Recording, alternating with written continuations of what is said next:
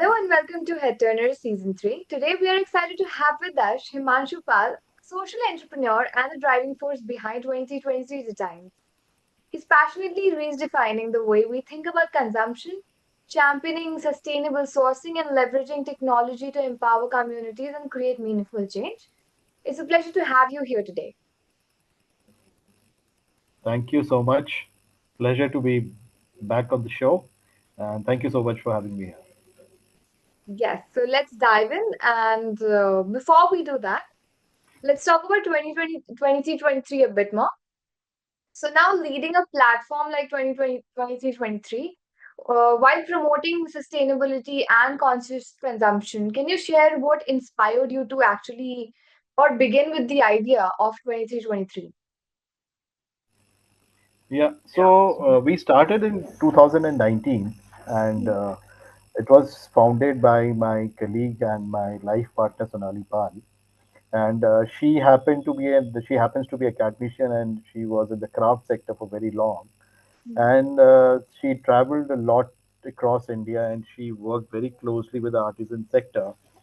And the inspiration came from like how they were struggling with their livelihoods, and how they were making such beautiful products, but they were not able to take it to the market. Mhm. So it started as a side hustle, and then when we realized that it can be something big, we can turn into something big. Then I came into the fold in 2019. I come with experience in sourcing with a lot of major retail companies in India and international companies. And so I was the operation person, I was the sourcing person, and she was more of the marketing and the creative person. Right. And we majorly work in three verticals. One is the training and livelihood sector, where we work with artisans. We train them in different aspects of product design, marketing, social media, everything that goes into selling a designing and making and selling a product. And another one is our web plot platform, which is an online marketplace where the motto is all things sustainable. So it promotes sustainable consumption, conscious consumption, and it deals with artisanal products. And the third is the B2B section, where we source these artisanal products, handmade products from different clusters and different communities across India, and we then further sell it to retail outlets, or export it to some overseas customers. Right. So this is what we do in a nutshell. So now let's dive into the heart of your work. Since you very, how do I say this? The heart and the mind that you spoke about, Ravi, which is you being the mind and her being the heart of it. How do you define that this impactful idea and the story that you came up with in 2019? How do you define conscious consumption and how does 2323 contribute to this mindset among the consumers? So conscious consumption is something that we started talking about around COVID time. Mhm. So at the time we realized that it is not about hoarding; it is about buying things that you actually need, and being responsible in how you buy. So that was the thing. That was the thought process that began. And when we said that you have to, it's about everything in your day-to-day life. So what you eat, what you wear, what you use, as let's say in your kitchen, what you use as in your home. So we tried to cover all genres, and we then thought, let's bring these things, which are available. People were going back to the roots. People started eating healthy. When they said eating healthy, that meant going back to the root. So that was about food. So when we brought the idea of marketplace, so we took everything that goes into the lifestyle choices.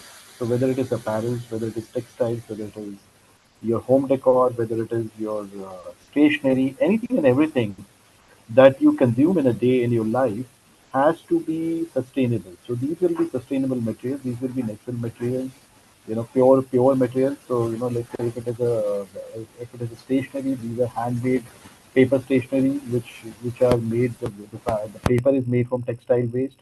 So no tree is cut to make the paper. If it is utensils for your daily kitchen needs, these are all brass and copper utensils.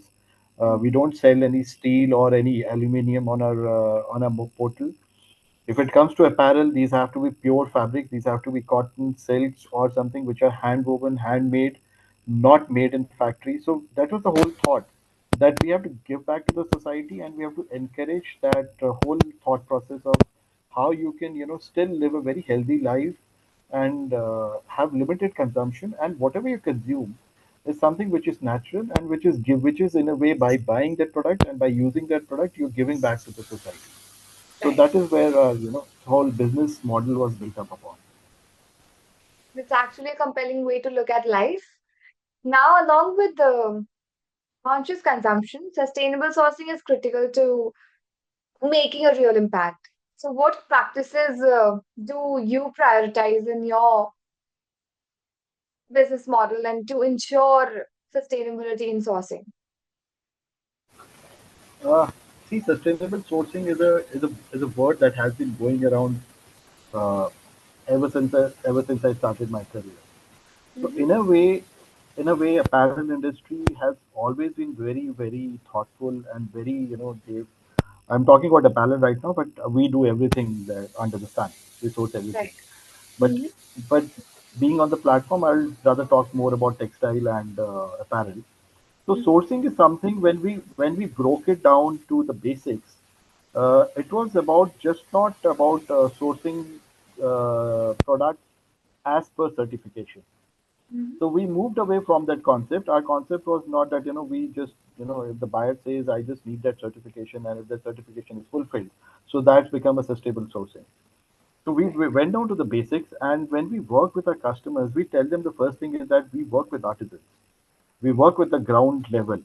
So, and we focus on people, product, and partnerships. Those are the three mottos that we work upon. So, people Right. means that you work with the artisan community directly. You respect them in terms of how their cultures are, where they live, how they make their products. So we pay them the fair wages, we pay them on time. So Hmm. those are things that we don't compromise upon. And planet is where we say that we only work with materials which are healthy for the planet. We don't work with materials or dyes or anything which is unhealthy for the material for the planet and which can harm the planet. And partnerships is something that we work with people. We don't change our partners based on who our customers are or based on what our prices are. So we have long-term partnerships with our sourcing partners at the ground level, at the grassroots level, and we follow these three words as these are cornerstone of our sourcing strategy. So whenever we are sourcing, we take sustainability very seriously.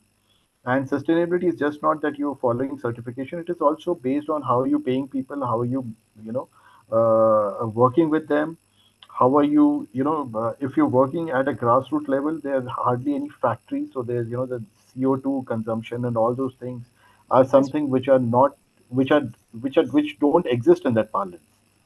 So they're working from home. They're working at community centers. So there are hardly any emissions, that you have to measure. So the impact on the livelihood of the people is something that a lot of the people that follow the SDGs. When you work with the community, you are automatically ticking those boxes of the social goals. hmm. So that is what we for us, the sustainable sourcing is that directly working with artisan community and working as per their requirement, as per working as per their culture, and directly sourcing from them. Right. So now all of these things that you said, those are they sound like some strong ethics and steps towards accountability. Now, now we cannot. I think the technology is clearly a game changer. We cannot ignore that in sustainability as well.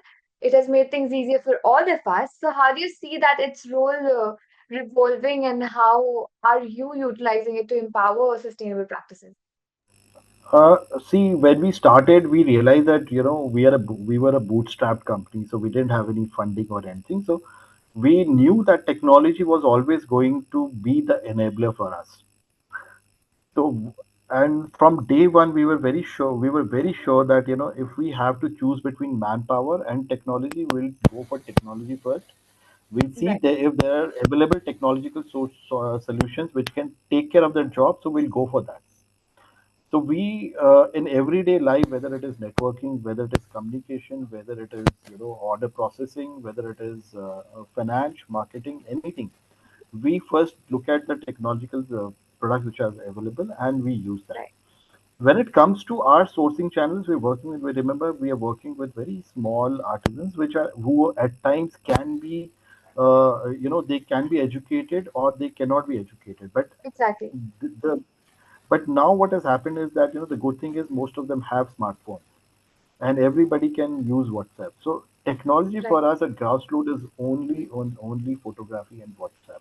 That is the basic technology that we use right. today. So when it comes to sourcing, when it has to be, reaching out to these artisans where they can be based in Kutch, they can be based in West Bengal, they can be based in Manipur, they can be based in Himachal. We work with very, very remote town artisans in the Mm-hmm, country. Everybody is using the WhatsApp, and all the information that comes from them, we properly we have an order management system which is that we have done for made for ourselves. So we populate that all the things, that all the information, the order management systems, we know what is coming when, and how it is being processed. We have a CRM system. We know when we're talking to customers, every call that we make to a customer or every call that is received by us from a customer is logged right, and it is noted down. So we know exactly, being a very small team, we know we don't have to communicate amongst each other in terms of what a customer has said or what a right. lead is or what the query is. It is automatically relate between the teams. Mm-hmm, And we are a web portal also. So when it comes to e-commerce, we have a backend with very strong technology backend. So our portal is equipped to handle B2C and B2B orders.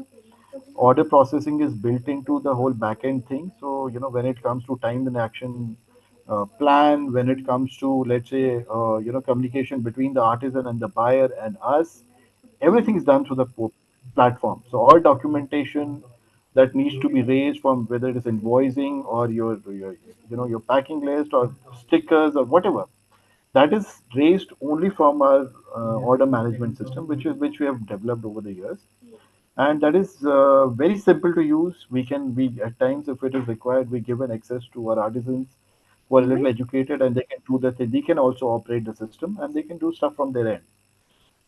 So technology is something that we understand it very, very well, and we have been using it for last 4 5 years, and we are developing and evolving every day. Right.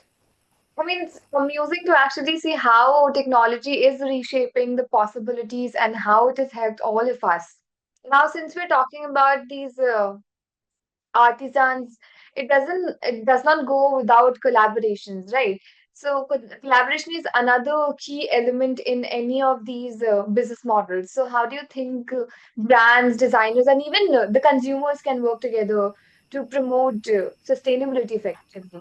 So first thing is that, fortunately, we have a movement which is going across the world and also in India, that people want to now go back to the roots, and the Mhm. government has been promoting it. So when it comes to the textile ministry, or it comes to the rural development ministry, every ministry, and they their mandate is how to give employment to these people, and the best way to give employment to these people is to promote the skill they already have. So Right, these, and you look at any state, you look at any village, any cluster, everybody has a specific as a skill. Somebody, a part of India can be very good in textiles, a part of India can be very good in, let's say, woodwork, a part of India can be very, very good in food or stone articles. So every cluster and every state has their own specialization, right, and this is what we promote. So our idea is to take these, all these arts and crafts to different brands. So we showcase their products to different brands and buyers across the world.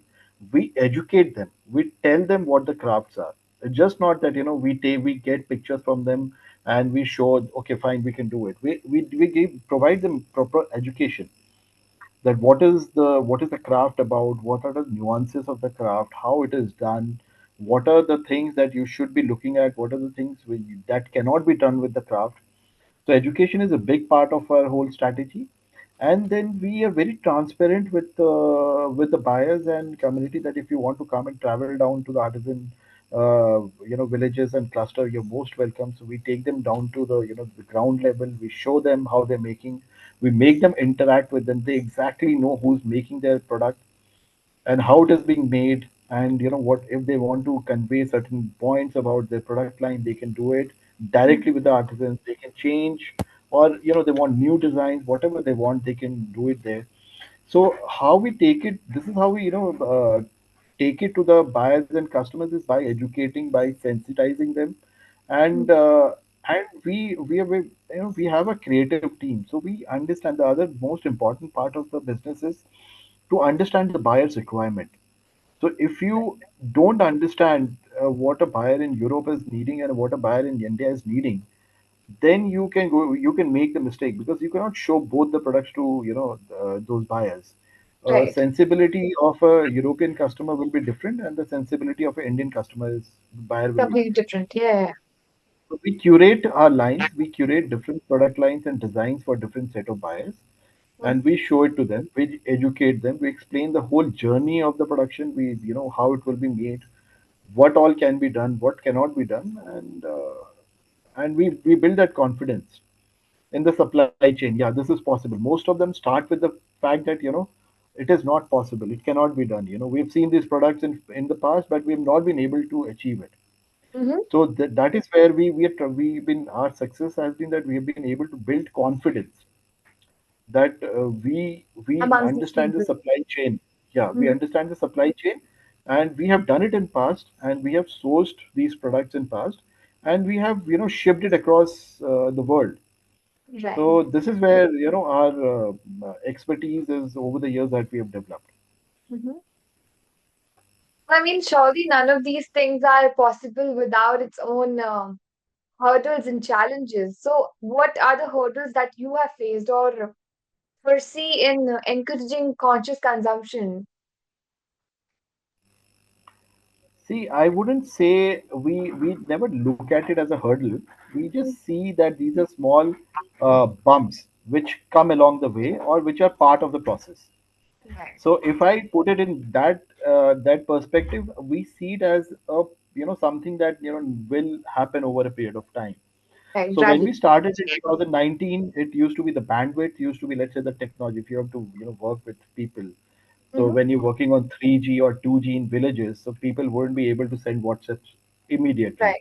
Right. or the coverages used to be bad. Over the years, with the advent of 5G, it is instant. So I can do a video call with an artisan, let's say 3,000 kilometers away from here in Delhi, and I can exactly see what they are doing, how many pieces they have produced, or what is happening. So that is I would say one challenge that technology used to be, communication used to be. Now it is no more a challenge. Right. Second challenge is language. At times we're working with people who speak different languages, that And we are in a country like ours, it changes in with every state, Ye- with every few kilometers, it changes. So that adds another yes, layer to it. yes. So now the way to look at it is, we can look at it as a challenge, but then we don't look at it as a challenge. We say this is a part of the process. So either we train themselves, or we tell them, there are different apps now which can do the interpretation. So there's a very wonderful app by the government, which is called Bhasini. So where you can do Mhm. the interpretation of different languages. They can speak in their language, I can speak in Hindi, and we can do the interpretation. So now these are a lot of these apps and technologies have come in, so which has made communication very easy. Mhm. Second is your logistics. Logistics, I would say, has improved a lot over a couple of years. So what Right. used to be, let's say I'm sending a courier. There were a lot of pin codes where we just were not even able to send a courier. We had to send a India Post package. Mm-hmm. So now, with logistics have become much easier. I can easily send anything by courier to us remotest of the villages. They Yeah. can send their shipments through delivery or or Safe Express or Blue Dart from the Mm-hmm. remotest parts of India. So Right. logistics has become much better. So Mm-hmm. that used to be a challenge. I wouldn't say it is a challenge that big anymore. Right. My only challenge, the biggest challenge that we say that we face is, the expectation of a customer who's used to working in a set way, which is built only for factories, where Mm-hmm. their way of working is that we need to finish the order in 60 days or we need to finish in 45 days. That doesn't happen in this sector. There's certain products which can be made in 15 days, but there are certain products which can only be made in 6 months because Right. that involves weather, that involves festivities, that involves uh, a lot of things. I can just give you an example that when it comes to the sowing season, when you have to sow rice or paddy, at that Mm-hmm. time there will be no work in the village. So Yeah. we have to even tell our customers that this is the time where there will be no work. They say And why, even the why harvesting. would yeah, harvesting. Why Mhm. wouldn't the work? But then we Yeah. tell them that these people, they are farmers. First they are farmers, then they are artisans. Later comes the artist. Yes. Yes. So these are challenges. The challenge is to educate people. So a Mm-hmm. lot of our customers have become, very sensitive about it. They understand the whole sourcing cycle. We tell them that if you have to place the order, then this is the time you have to place the order. You Right. cannot have that same kind of order cycle that you have for a factory, and you can have the same kind of TNA that and order cycle that you can do it with artisan. So Which will those lead are to the two same different things. exploitation. Yes, which will lead to the same exploitation that we have been trying to avoid over the years. Yes. So that comes with education. So that is where I started from, that we don't look at it as a challenge. We Right. look at it as a part of the process that we are working on, and we have been to certain degree. We have been able to change a lot of mindset and educate people and sensitize them about the whole sourcing chain in this Right. sector. I mean, the work is actually fantastic, and how you all operate is just admiring to need in. I mean, needless to say, anything is just amusing to see how the artists are actually. These artisans are actually open to working with people and organizations and associations and even these business models as ours, because they've got. I think earlier they were more reluctant about everything. And over the years, now things are moving forward. Definitely with technology and with them knowing more about the industry and how it operates. And not that we are only trying to exploit them, but getting them the revenue that they deserve. Yeah. Uh, See, technology has been such a big enabler, and e-commerce especially has changed a lot of things. So now anybody who's, let's say, sitting in Himachal in a remote village can put up their products on a e-commerce platform, Hmm. and they can sell it from there, and their payments can be directly transferred to them. So it's like, if you're working with an artisan in Delhi and if you're working with an artisan in Himachal, it's the same. There's no time lag. The only challenge, if you look at it, the challenge is if you want to meet him personally. For that, Right. you have to travel. Hmm. But e-commerce has made that whole idea of meeting people, sitting with them face to face, discussing, and then placing orders and doing business, that has gone out of the window. That's no more the case. Yeah. We have worked with people, we worked with artisans whom we've never met. If I meet them on, if I see them, I might not be able to recognize them, but they know me. They have been Yeah. working with me. I talk to them regularly. So, and they have trust. I am doing transactions with them. They are sending me stuff. I am sending them money. So technology is a big enabler. It does not have to be that where the factory is, whether where they have everything in place, whether everything is as per the norms Right. of a buyer. No, in this sector it does not happen like that. This sector is more sensitive. This sector is based on home economies. This sector is based on home rural artisans, and mostly women. Hmm. Most of them are women, and they are homemakers. They are farmers. They're homemakers. They do harvesting. They do a whole lot of things. And 70% of our business, the sourcing cycle is it comprises of women artisans. So women Okay. artisans are the cornerstone of a whole business thing that we do, Right. and we always try and choose crafts which are mostly where the majority of the artisans are women. So we consciously try and do that. Okay. So, I mean, definitely these small changes can only create a bigger impact, if not anything. And with that note, it brings us to the end of our conversation. It was great to be talking to you, to have this conversation. Thank you for thank you for sharing your insights and for championing and for even addressing these critical issues. Thank you Thank so you so much. much, Payal. Just another thing I just wanted to add. Another Hmm. thing that we do is we also do our we publicize about who we're working with. So we also Hmm. do an annual event where we bring all the artisan community to Delhi, and we put up their exhibition. And this time it's happening on 7th and 8th of December at the Italian Embassy. So Hmm. Italian Embassy has been a big partner of for with us for last 6 editions. So Right. there'll be a lot of handmade products and crafts and people coming all over India, women artisans, and Mm. women entrepreneurs. So, through your medium, I would love to introduce, welcome everybody For to sure. come on 7th and 8th and have a look at the wonderful work these artisan communities are doing. Yes. Let us all hope that you have a wonderful and successful event. Yeah. And I Thank mean, you so all much. of us are short on time, so I will not take any more of your time. It's been a busy week and the weekend. I'm Yeah. sure you've got people waiting for you. So I'll not keep Yes. you waiting anymore. Thank you so much. Thank you so much for Thank you, doing this. guys. Thank you. Thank you so much. Bye bye. Have a great day.